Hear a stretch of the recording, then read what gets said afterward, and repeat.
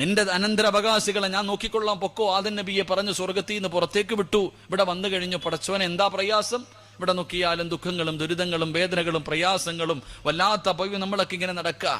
പടച്ചവനെ, എന്റെ പ്രിയമുള്ള സഹോദരങ്ങളെ, അള്ളാഹുവിന്റെ റസൂൽ സല്ലല്ലാഹു അലൈഹി വസല്ലമ തങ്ങൾ പറയുകയാ, എന്തിനാ അല്ല ഈ പരീക്ഷണങ്ങളൊക്കെ തരുന്നത്? നിസ്കരിക്കുന്ന നിന്നെ എന്തിനാ അല്ല കണ്ണുനീര് കുടിപ്പിക്കണേ? സദക്ക കൊടുക്കണ നിന്നെ എന്തിനാ അള്ളാഹു കണ്ണുനീര് കുടിപ്പിക്കുന്നേ? എന്റെ പ്രിയമുള്ള സഹോദരങ്ങളെ, നിന്നോട് വെറുപ്പുള്ളത് കൊണ്ടൊന്നുമല്ല, നിന്റെ ഈമാൻ ഉറച്ചതാണോ എന്ന് അള്ളാഹു ഇടയ്ക്കിടയ്ക്കൊന്ന് അളന്നു നോക്കുന്നതാണെന്ന് നബിയിനാ റസൂലുള്ളാഹി സ്വല്ലല്ലാഹു അലൈഹി വസല്ലം. അള്ളാഹു നമ്മുടെ ഈമാൻ ഉറപ്പിക്കാൻ അള്ളാഹു ഭാഗ്യം നൽകുമാറാകട്ടെ. എൻ്റെ പ്രിയമുള്ള സഹോദരങ്ങളെ, വല്ലാത്ത പ്രയാസത്തിലൂടെ നടന്നു പോകുന്ന ഒരു കാലഘട്ടത്തിലാണ് നമ്മൾ ഹിജറ ചർച്ച ചെയ്യുന്നത്. എൻ്റെ പ്രിയമുള്ളവരെ, എന്താണ് ഹിജറ? ഹിജറ നമുക്ക് പഠിപ്പിച്ചു തരുന്ന ഒരു വലിയ പാഠം എന്താ?